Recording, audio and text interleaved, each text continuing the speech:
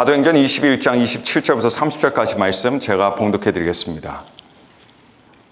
그 이래가 거의 참에 아시아로부터 온 유대인들이 성전에서 바울을 보고 모든 무리를 충동하여 그를 붙들고 외치되 이스라엘 사람들아 도우라. 이 사람은 각처에서 우리 백성과 율법과 이곳을 비방하여 모든 사람을 가르치는 그 자인데 또 헬라인을 데리고 성전에 들어가서 이 거룩한 곳을 더럽혔다 하니 이는 그들이 전에 에베소 사람 드로비모가 바울과 함께 시내에 있음을 보고 바울이 그를 성전에 데리고 들어간 줄로 생각함이러라.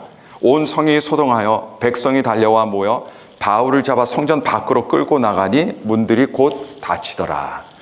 아멘. 자, 사도 바울이 3차 선교 여행을 마치고 돌아왔습니다. 그곳에서 예루살렘 교회를 이끌고 있던 예루살렘 교회 담임 목사였던 이제 야고보를 만나게 되죠. 안 그래도 야고보는 바울을 기다리고 있었습니다. 보고 싶어 했습니다. 그런데 동시에 바울에 대해서 걱정을 많이 하고 있었습니다. 왜냐하면 바울이 선교 사역을 하면서 그 선교지에 있는 유대인들에게 율법을 부정하는 사람이라는 이런 낙인이 찍혔기 때문입니다. 여러분, 유대교에서 율법을 부정한다는 사람은 어떤 사람입니까? 유대교의 이단자입니다. 가장 위험한 이단자가 되는 겁니다. 근데 바울이 바로 그런 낙인이 찍힌 상태에서 예루살렘으로 돌아왔습니다. 그러니 이 야고보가, 바울을 아끼는 야고보가 자기의 동역자, 여러분 걱정이 되겠죠. 그래서 바울을 만났습니다. 이 야고보가 바울을 만났을 때 사실 여러분 전혀 그럴 필요가 없었지만 근데 이 바울로 하여금 예루살렘 성전에 들어가서 유대인들이 준수하는 그런 어떤 정결, 의식을 치를 것을 권면해 줬습니다. 당시 유대인들은 이방 지역에 다녀오게 되면요 7일 동안이라는 기간에 걸쳐서 2번을 성전에 들어가야 했습니다.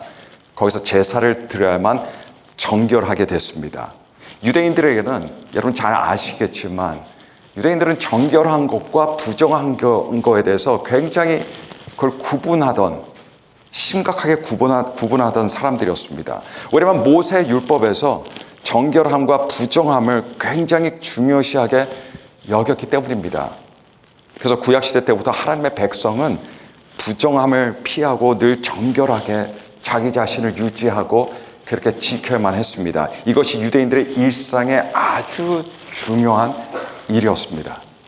근데 그러다가 혹시 누군가가 부정한 것과 접촉을 한다든가 아니면 부정한 일을 한다든가 아니면 먹지 말라고 하는 어떤 부정한 것을 먹는다든가 아니면 부정한 곳에 갔다 왔다든가 하면 그 사람은 부정해지는 겁니다.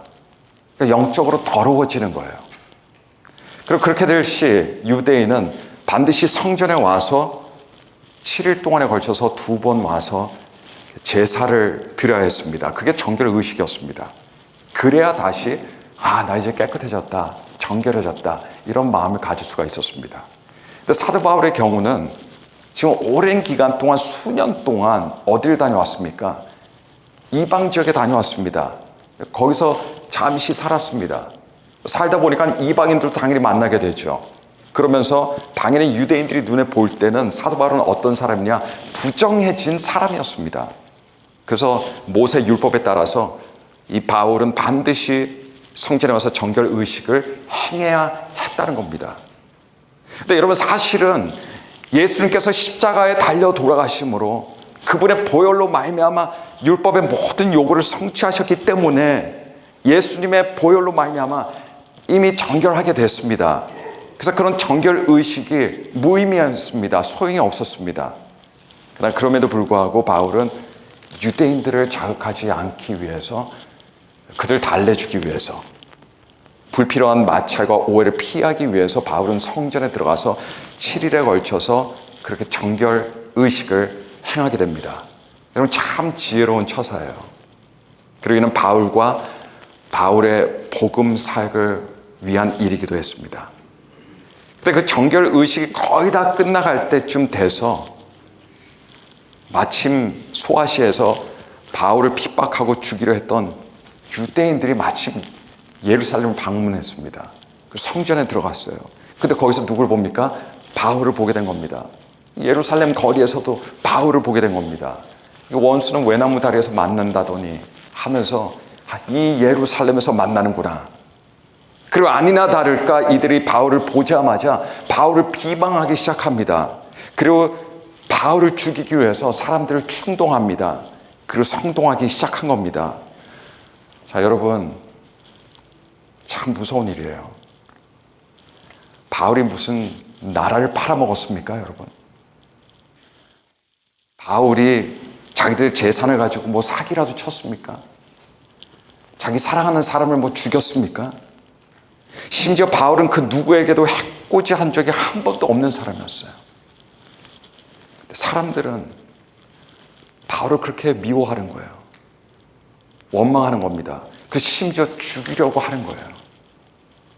근데 여러분 잘 보시길 바랍니다. 잘 보시길 바랍니다. 여러분 이것이 진리가 없는 종교의 모습이에요. 이게 진리가 없는 신앙의 모습입니다. 여러분 다시 말씀드립니다. 진리가 없는 종교, 진리가 없는 신앙에서 볼 수 있는 겁니다. 여러분 인간 역사에서 종교 전쟁이 얼마나 무서운지 몰라요. 근데 우리 전쟁 역사를 보면 이 종교 전쟁만큼 이 비극적인 전쟁이 또 없습니다. 자비가 없는 전쟁이 종교 전쟁이에요. 잔인하기 짝이 없습니다. 그리고 서로를 극도로 미워합니다. 이게 종교 전쟁이에요.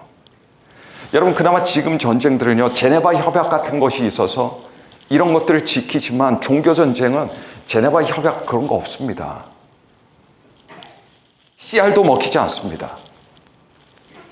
극단 과격주의 무슬림의 테러를 보십시오. 여러분 얼마나 끔찍합니까? 무고한 사람이 죽든 말든 이 사람들은 상관이 없어요. 남녀노소 할 것 없이 그 사람은 테러의 희생자만 될 뿐입니다. 극단주의 이슬람 근본주의 교도들이 여러분 사람을 죽일 때 어떻게 죽입니까? 그때 사람 죽이는 방법이 있어요. 바로 참수형입니다. 참수해서 죽여요. 한 4년 전쯤 프랑스에서 성당으로 가던 할머니 성당에 다 왔을 때 그때 이슬람 근본주의자가 뒤에서 칼로 참수를 했습니다. 프랑스에서 말이죠. 피해자 할머니는 일명식도 없던 그런 사람이었어요. 그냥 죽인 겁니다. 또 테러 중에서도 자살 테러가 어디서 그렇게 많이 일어나요? 어디서 우리가 자살 테러를 볼 수 있습니까? 바로 종교 전쟁이에요. 그럼 아버지가 어린 아들의 몸에 폭탄을 설치합니다. 그리고 어머니의 손을 잡고 미군들에게 가게 해요. 그리고 미군들이 여인과 아들이 어린 꼬마가 오니까 무방비 상태가 되는 거죠. 가까이 갔을 때 폭탄을 터뜨리는 겁니다. 여러분 어떤 전쟁에서 부모가 자식을 폭탄 자살 테러범으로 만듭니까? 종교 전쟁이 그러다는 거예요. 종교 전쟁이. 종교 전쟁은 모든 것이 가능합니다. 인간의 가장 사악한 모든 모습들을 볼 수 있는 게 종교 전쟁이에요. 여러분 진리가 없는 종교가 그렇습니다. 아무리 종교다 할지라도 진리가 없으면요 굉장히 위험한 게 됩니다. 그리고 얼마든지 인류의 악이 될 수도 있어요. 인류까지는 아니더라도 가정을 파탄시킬 수도 있습니다. 자기가 속해 있는 그 공동체를 무너뜨릴 수 있습니다. 진리가 없는 종교입니다. 여러분 교회도 진리에 머무르지 못하고 진리에 있지 못하면요 그 어떤 다른 사람들의 모임보다 추악해질 수 있습니다. 서로 욕하고 시기하고 싸우고 절대 용서하지 않아요. 교회 안에서 일어나는 일들이 그런 일들이 있을 수 있다는 얘기입니다. 그래서 자신들의 명예나 이런 구하는 그런 소굴로 전락되어 버리고 맙니다. 언제 그렇습니까? 아무리 교회다 할지라도 그 안에 진리가 없으면 그렇게 되는 겁니다. 근데 사람도 마찬가지예요. 사람에게 진리가 없으면 그 사람은 사실 어떤지도 다 알 수 있습니다. 사람에게 진리가 없으면 그 사람은 어떤 끔찍한 삶이라도 될 수가 있는 거예요. 과거 예수님을 만나기 전에 사도 바울을 보십시오. 아주 종교적인 인물이었어요. 많이 배웠습니다. 그것도 당대 가장 유명했던 랍비로 손꼽히는 가말리엘 밑에서 배웠어요. 그런 사람을 스승을 두고 정통으로 유대교로 배웠습니다. 그러면서 유대교 지도자라면, 미래 유대교를 이끌어갈 사람이라면 가야 되는 걸음마다 한 발자국 한 발자국씩 그렇게 갔어요. 그게 바울이었습니다. 열정과 헌신도 둘째라면 서러울 정도로 아주 뛰어났습니다. 여러분, 우리 인간 사회는 이런 사람을 뭐라고 부릅니까? 이랬던 바울을 뭐라고 여깁니까? 엘리트라고 여깁니다. 인재라고 간주합니다. 근데 바울이 하나님께는 어떤 사람이었습니까? 교회를 핍박하던 사람이었습니다. 물불을 가리지 않고 그리스도인들을 잡으러 다니던 사람이었어요. 잡히기만 하면 그냥 옥에 가두었습니다. 스데반이 돌에 맞아 죽을 때 그 자리에서 기뻐하던 사람이었습니다. 당연시 여기던 사람이었어요. 여러분, 바울은 과거 자신을 돌아보면서 너무 끔찍했던 거예요. 자기가 그런 사람이었다는 것. 믿을 수가 없었던 겁니다. 그래서 바울이 여러분 디모데에게, 자기 후배 목회자죠, 자기 자신을 어떻게 표현했습니까? 나는 죄인들 중에서도 괴수다라고 표현한 거예요. 나는 죄인들 중에서도 괴수다. 바울이 왜 죄인 중에서도 괴수가 될 수 있습니까? 왜냐하면 그에게는 진리가 없었기 때문입니다. 진리가 없었기 때문에요. 신약시대를 보면 안타깝지만 예수님을 따라다니기는 했지만, 그러나 진리 없이, 진리와 상관없이 예수님을 따라다니던 사람도 있었습니다. 바로 가룟 유다죠. 예수님의 제자로 예수님을 3년 이상 따라다녔어요. 그러나 그 안에는요, 진리가 없었습니다. 그래서 은 30에 예수님을 팔아버리고 말았습니다. 무슨 짓이라도 할 수 있는 거예요. 진리가 없으면. 또 다른 예를 볼까요? 초대교회 안에, 초대교회가 가장 순수할 때 바로 그때입니다. 그때 그 안에 아나니아와 삽비라가 있었습니다. 그래서 이들이 비록 다른 사람들과 다른 성도들과 함께 섞여서 교회 생활을 했지만은, 그러나 그들 안에는 진리가 없었습니다. 똑같이 예배드리고 똑같이 기도하고 똑같이 찬송하고 했겠죠. 그러나 이들 안에는 진리가 없었습니다. 그래서 성령님을 속이려고 했고 교회를 속이려 했습니다. 제 지인이 있습니다. 이 지인의 딸이 수년 전에 대학에 들어갔어요. 근데 멀리 있는 대학에 갔습니다. 뭐 종종 그런 일들이 많이 일어나죠. 근데 이 친구가, 이 친구의 딸입니다. 이 딸이 거기 있는 친구들과 어울려 다니면서 술 마시면서 방탕하게 생활하기 시작했어요. 그래서 술을 매일 마시게 되는데, 술 없으면 잠을 잘 수가 없는 그런 지경에 이르렀습니다. 근데 보통 그게 끝이 아니에요. 그 다음 단계가 또 있어요. 보통 그렇게 되면 마약까지 갑니다, 미국은. 그래서 마약까지 손대게 됐습니다. 여러분, 가슴 아프면서도 정말 무서운 일이에요. 여러분, 고등학교 때만 하더라도 문제가 전혀 없던 아이였습니다. 교회 잘 다니던 아이였어요. 수련회 있으면 수련회 다 따라가던 그런 아이였습니다. 근데 변하고 말았어요. 눈빛 자체가 달라졌더라고요. 이 아이는 자신을 기독교인으로 지금도 간주할지는 모르겠습니다. 그런데 문제는 이 아이에게는 진리가 없다는 거예요. 교회에 앉아 있어 봤자 진리 없이 앉아 있었던 겁니다. 물론 저는 이 아이가 다시 탕자처럼 돌아올 것이라고 확신합니다. 그래서 그 아이를 위해서 기도합니다. 그 부모를 위해서도 기도합니다. 그날이 빨리 오기를 기도합니다. 여러분, 우리 미국과 한국 사회에서 기독교의 가장 큰 적이 되는 것들이 무엇인지 아십니까? 보통 우리는 이단들, 사이비들, 신천지 이런 생각을 하지만 그것보다 훨씬 위험한 게 있어요. 그거 뭐냐면 여러분, 진리가 없는 철학, 진리가 없는 배움, 진리가 없는 학문, 굉장히 위험합니다. 이단이나 사이비들이 우리 자녀들을 넘어뜨리지 못한 경우가 많아요.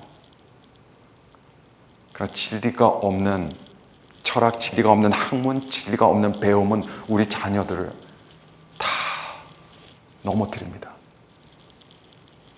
여러분, 대학에서 가르치는 진리가 없는 철학은 그냥 철학이 아니에요. 그냥 소크라테스 이렇게 얘기하는 것들이 아닙니다.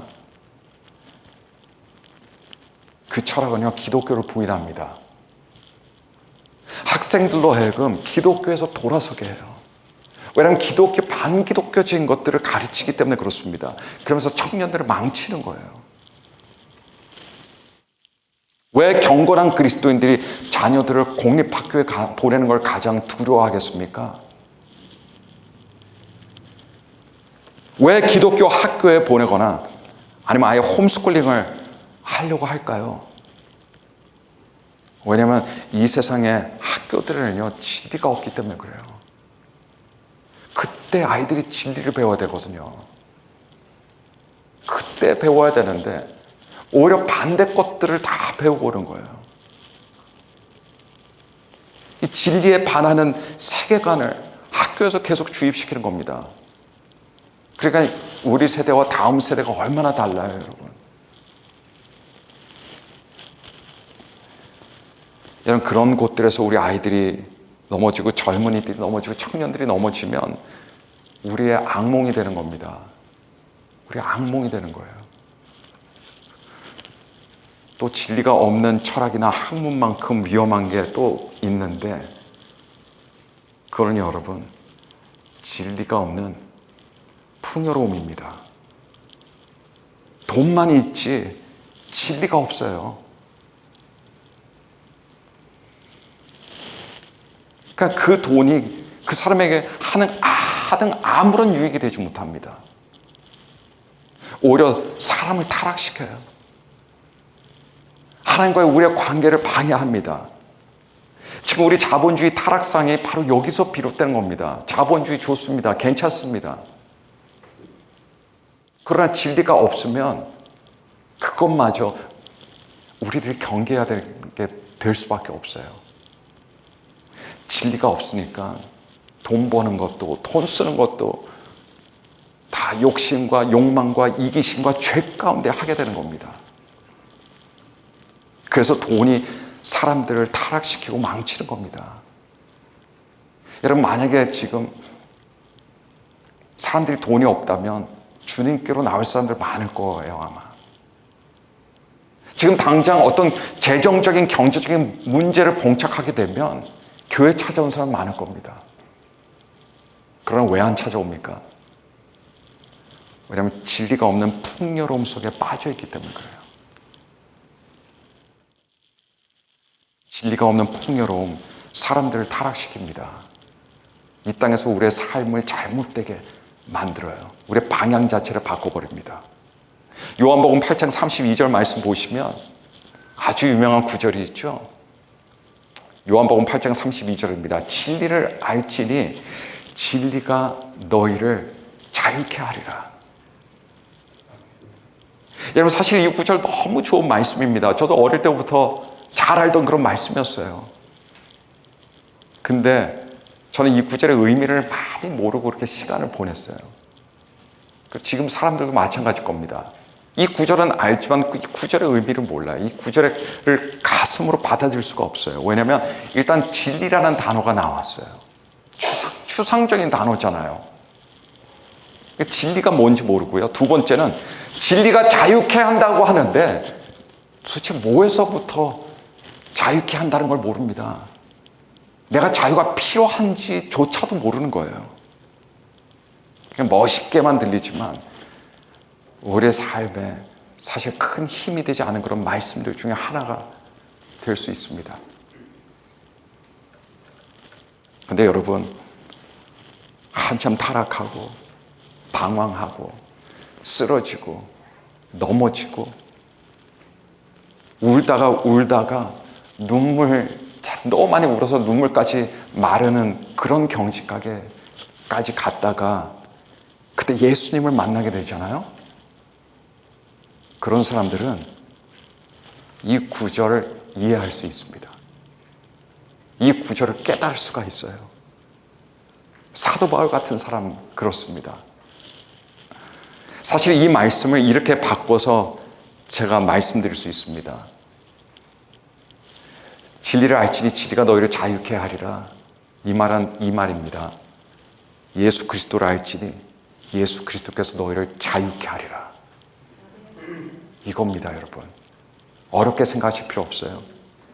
왜냐하면 예수님께서는 알코올 중독, 게임 중독, 마약 중독 같은 각종 중독에서 자유케 해주시는 분이 되시기 때문입니다. 왜냐하면 예수님께서 사탄에게 속아서 돈의 노예가 되어버린 사람들을 자유케 해주십니다. 왜냐하면 예수님께서 세상의 유혹에 넘어가서 타락의 길을 걸으면서 죽어가는 사람들을 그 세상의 소나기에서 자유케 해주시기 때문입니다.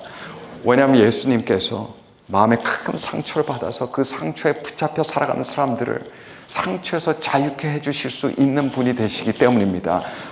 왜냐하면 예수님께서 그것이 어떤 죄이든 간에 어떤 두려움이든 간에 그 결박된 마귀의 죄의 쇠사슬에서 자유케 해주시는 분이 되시기 때문입니다.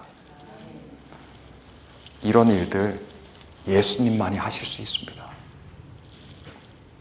왜냐하면 예수님이 진리시기 때문입니다. 예수님이 진리고 진리가 예수님이십니다. 사람들은 많은 문제들을 가지고 있습니다. 문제를 가지고 있는 사람들은 다 공통된 특징이 있어요. 다 해결을 원해요. 해결책을 원합니다. 그래서 다른 사람들을 찾아가기도 하고 교회를 오기도 하고 옆에 있는 현명한 지인들에게 상담도 하기도 하고 다 그래요. 그런데 이런 많은 문제들이 해결이 되지 않아요. 해결이 될 기미도 보이지 않습니다. 또는 해결이 된 것 같은데 사실 해결되지 않은 문제들도 너무나 많아요.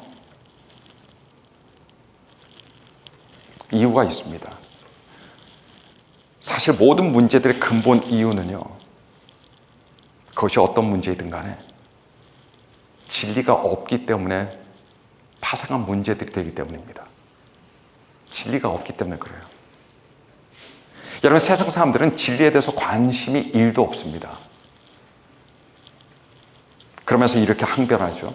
뭐 진리가 집을 사줘, 좋은 차를 사줘, 자식들을 대학에 보내줘, 진리가 돈을 줘, 진리가 내 무너진 가정을 다시 고쳐줘, 진리가 도대체 뭘 해주는데, 이렇게 항변합니다. 근데 여러분, 진리가 무엇을 해줍니까? 진리가 무엇을 해줄까요? 진리는요, 첫 번째로 사람의 근본적인 죄 문제에서 자유케 해줍니다. 둘째로 진리는 사탄의 결박에서 자유케 해줍니다. 그래서 하나님과의 관계를 가능케 합니다. 세 번째는 진리는 영원한 파멸에서 자유를 주고 영생의 구원을 줍니다. 그리고 네 번째로 진리는 사람을 불행에서 자유케 해요. 불행에서 자유케 합니다. 억압에서 자유케 합니다. 그래서 행복을 가져다 주는 겁니다. 돈은 행복을 가져다 주지 못합니다. 여러분께서 가지고 계신 사회적 지위, 이 땅에서 누리는 거 행복 보장해 주지 않아요. 왜냐하면 행복은요, 별개 겁니다. 그런 거 통해서 얻는 게 아니에요. 그런 거 통해서 얻는 행복은 위조된 행복입니다. 잘못된 행복이에요. 행복은 진리만이 가능케 합니다. 진리가 행복을 보장해 줍니다. 디모데후서 3장 1절부터 5절 말씀 보시면 사도 바울이 말세 때에 세상 사람들의 모습이 이렇다 하는 걸 열거해 주고 있습니다. 디모데후서 3장 1절부터 5절까지 말씀 보니까 너는 이것을 알라. 말세 고통하는 때가 이르러 사람들이 자기를 사랑하며 돈을 사랑하며 자랑하며 교만하며 비방하며 부모를 거역하며 감사하지 아니하며 거룩하지 아니하며 무정하며 원통함을 풀지 아니하며 모함하여 하며 절제하지 못하며 사나우며 선한 것을 좋아하지 아니하며 배신하며 조급하며 자만하며 쾌락을 사랑하기를 하나님 사랑하는 것보다 더하며 경건의 모양은 있으나 경건의 능력은 부인하니 이 같은 자들에게서 내가 돌아서라. 세상이 그렇다는 이야기입니다. 세상 사람들의 모습이에요. 이것이 말세 때 세상 사람들 안에서 찾아질 수 있는 다양한 문제들입니다. 근데 바울은 이것을 무엇으로 보았냐면요, 사람을 얼마나 마귀의 올무로 보았습니다. 마귀의 올무로 봤어요. 이 문제를 보면 다 다른 해결책이 다 각기 다른 것처럼 보입니다. 이 문제는 이 해결책, 저 문제는 저 해결책, 다 달라 보여요. 그래서 무정한 사람들에게는 어떻게든 좀 정을 갖게 한다든가, 원통한 사람들에게는 그 원통함을 풀어주면 될 것 같고, 절제하지 못하는 사람들은 절제를 좀 훈련시키게 하고, 조급한 사람은 좀 마음의 여유를 갖게 하고, 이러면 이런 문제들이, 개별의 문제들이 다 해결될 것 같아요. 그러나 아닙니다, 여러분. 해결되지 않습니다. 왜냐하면 근본적인 죄의 뿌리가 같기 때문에 그렇습니다. 이 뿌리를 다뤄줘야 되거든요. 여러분, 디모데후서 3장 1절부터 5절에 나열된 이 죄들, 여러분, 다 하나같이 진리가 없기 때문에 발생하는 죄들입니다. 진리가 없기 때문에. 이것들을 뭐가 해결해 줍니까? 진리가 해결해 주는 거예요. 그리고 아까 말씀드렸지만 예수님께서 바로 그 진리가 되십니다. 사람이 예수님의 진리 안에 있으면 여러분, 그 어떤 문제 갖고 있다 할지라도, 어떤 문제가 수면 위로 떠오른다 할지라도 걱정할 거 1도 없습니다. 왜냐하면 진리 안에 있기 때문에 그래요. 그 진리가 그 사람을 지켜줍니다. 그 진리가 그 사람을 보호해 줍니다. 그 진리가 우리를 계속해서 자유케 해줍니다. 그래서 여러분, 우리 믿음 좋은 성도들 문제가 있으면 그 문제를 위해서 함께 기도하지만 걱정은 하지 않습니다. 왜냐하면 진리 안에 거하는 사람이기 때문입니다. 여러분, 진리가 모든 문제들의 해답이에요. 그걸 아셔야 됩니다. 진리가 있는 곳에 성령께서 강력하게 역사하시고, 성령께서 진리가 있는 성도들을 진리로 인도해 주시기 때문입니다. 결국 문제 해답은 하나님께 있습니다.